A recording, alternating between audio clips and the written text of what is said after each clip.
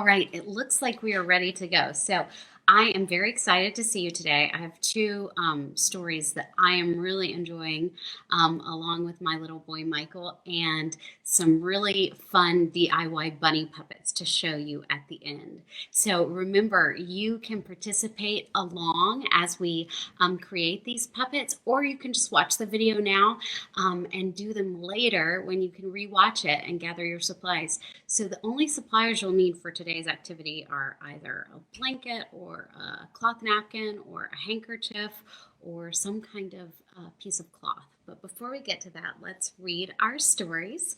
Our first story for today is called I'll Never Let You Go. And this is written and illustrated by a lady named Marianne Richmond.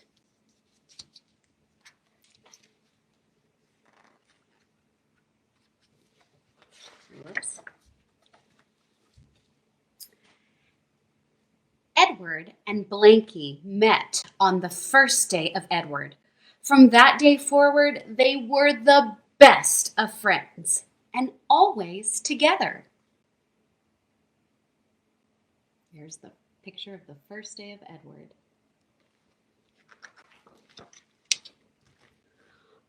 On walks, in the park, during nap time, in the doctor's office, through thunderstorms.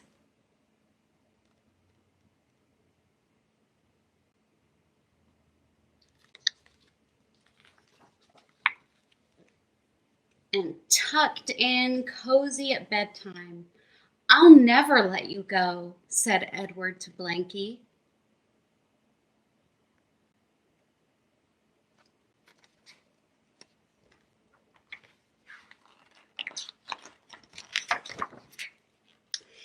It's true that Blanky would do anything for Edward, be the table for his picnic, the roof for his fort, or the cape for his magician costume.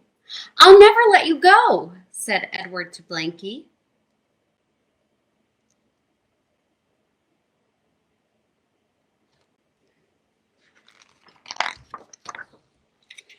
Even when Edward went on vacation, he took Blanky along to play at the beach, ride on go-karts, or toast marshmallows under the stars. That sounds like fun, doesn't it? One time, Blanky almost stayed in Florida when Edward left him at the spaghetti shack. The waitress ran out to the parking lot. I'll never let you go, said Edward, and he put Blanky in his monkey backpack for extra safekeeping.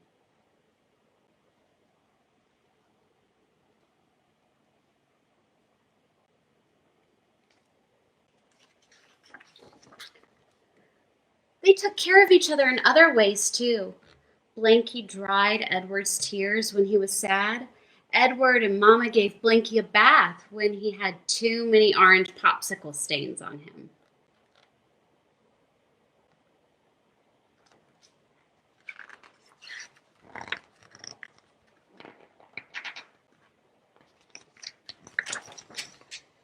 Edward sat and waited in front of the dryer. I miss you, he said, as Blanky went round and round. This is good practice for when you go back to school, said Mama. What is? Being without a Blanky for a while. Oh no, said Edward. I'll never let him go.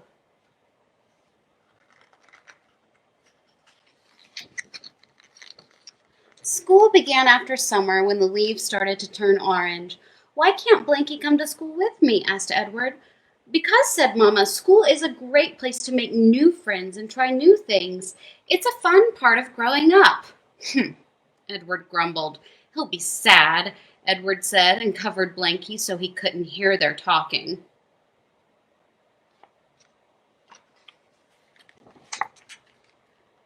It's like you and me, said Mama. I'll be sad without you, too, but more happy about your new school adventure. Can we give Blanky some new things to do, too, so he doesn't miss me so much? Asked Edward. They made a list.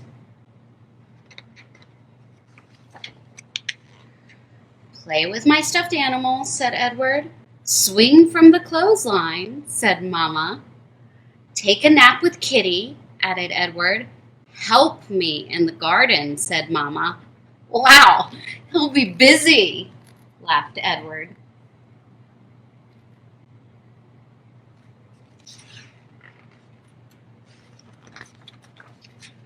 Will Blanky know I still love him, even when we're apart? Asked Edward. Do you know I still love you, even when we're apart? Asked Mama. Yes, said Edward. Then he will too.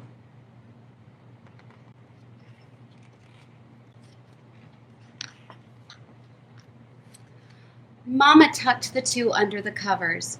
When you love someone, you're always together in here, she said, patting her heart.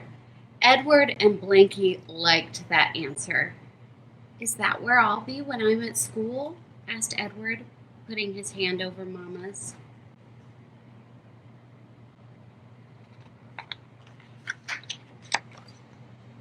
Yes, forever and always, said Mama. No matter where you are, no matter how big you grow, my heart will never, ever let you go.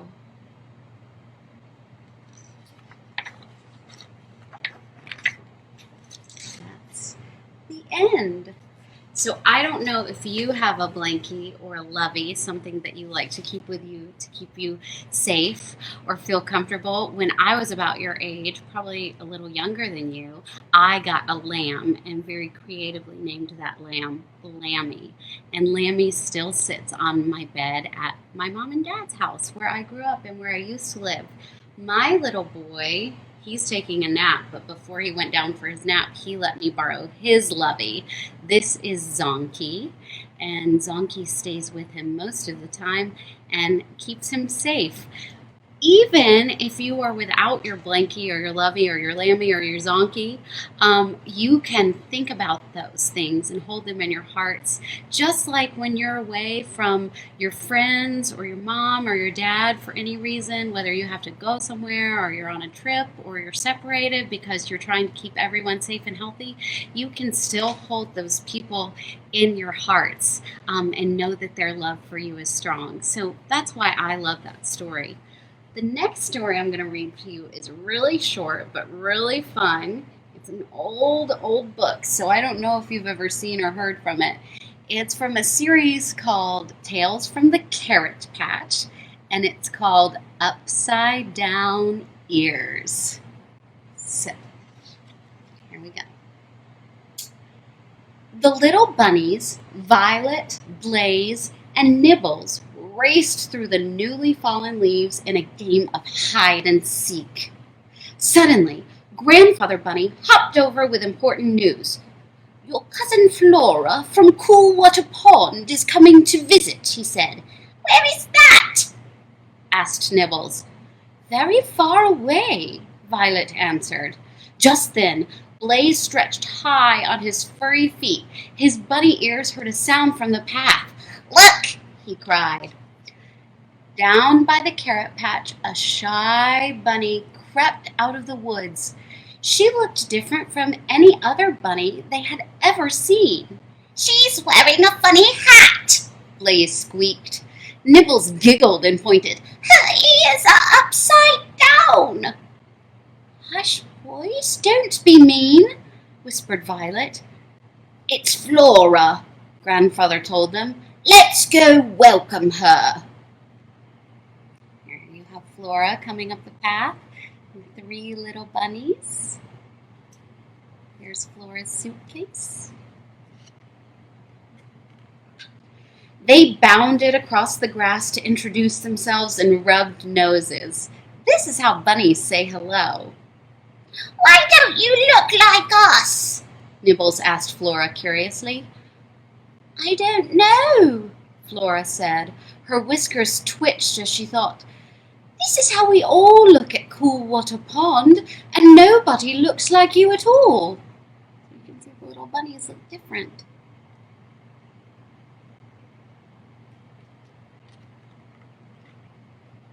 But Nibbles, Violet said, none of us looks exactly alike. My tail is bushier than yours, and Blaze has the biggest feet. Everybody's different, Grandfather explained. That's what makes each of us special. But you do share some things. For example, you're all bunnies. And we like to eat carrots, Nibbles said. Blaze smiled. And we love to play bunny games. So even though they're different, they're finding the things that they have in common. Flora, let's play hide and seek, Nibbles suggested. Flora looked sad. I don't know that game, she said. Blaze hopped ahead. Don't worry, we'll teach you. After that, Violet suggested, maybe Flora can teach us a new game. From the edge of the carrot patch, Grandfather watched them laugh and play. He knew the 4 bunnies would soon be great friends. They all are playing. And that's the end. Okay, so now as promised, and to go along with our bunny story, we are going to make 3 DIY bunny puppets, and they're all very different. So I am going to scooch my monitor back so you can see. And this first bunny puppet we're gonna make is named Jumping Jack. Now, for these, you just need different types of fabric. You might use a blankie, that's your lovey. You might use a handkerchief or a cloth napkin. I'm going to use for each puppet a different piece of material so you can see how you can use them. So for our first bunny puppet, I am going to use this square handkerchief. And what I like about this handkerchief in particular, it's very thin, so that's going to allow me to make the puppet. So the first thing you want to do is lay your handkerchief down flat, or your scarf or your blanket. Okay, I'm going to pull that monitor down a little bit. The next thing you want to do is take one corner of your handkerchief and fold it to another corner. So now you have a triangle. After you have your triangle, I want you to take the top of your triangle, or you can think of it as the point of the triangle or the angle of the triangle where the 2 pieces of fabric come together. I want you to hold those together, and you want to tie a knot in that top corner and pull it through. So now you can probably guess I've created the bunny ears and a cute little bunny head, but I'm not done yet because remember, this is a jumping jackrabbit. Next step is to lay the handkerchief back down, and you want to lay it down so the ears are facing you and you have a nice fan with the rest of the fabric.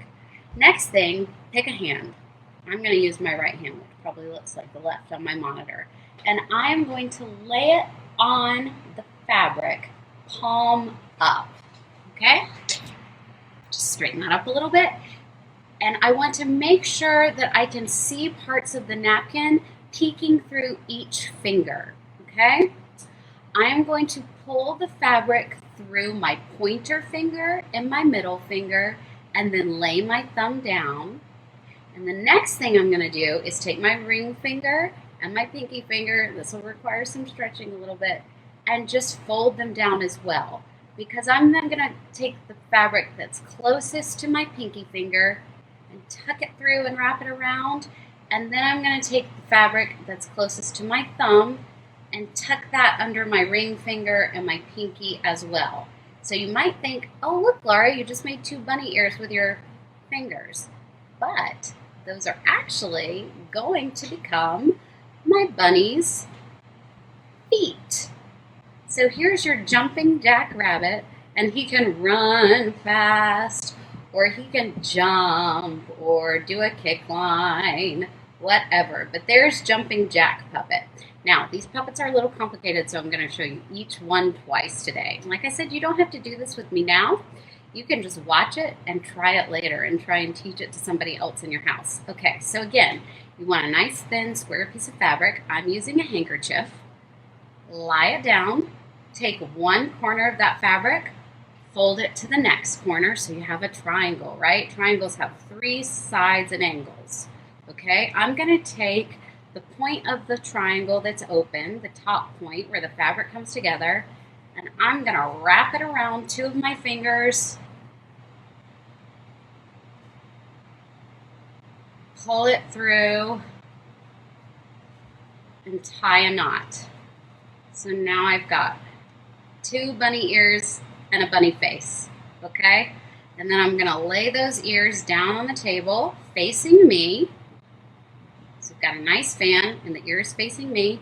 I'm gonna take my right hand and lay it down, palm up, fabric peeking through, pull that fabric through my pointer finger and my middle finger, fold my thumb on it, fold my ring finger and my pinky over, wrap that fabric around, and then wrap the excess fabric from my thumb side. And then turn it upside down. And there's Jumping Jack. All right, the next thing you're gonna do is turn yourself into a bunny puppet. So thank you, Jumping Jack. I will put you aside. Now, like I said, I'm gonna use different types of fabric to show you each one. For this one, I'm gonna use a nice cloth napkin, okay? Square, nice and big. I'm gonna lay it down with the pattern facing the table, non-pattern side up.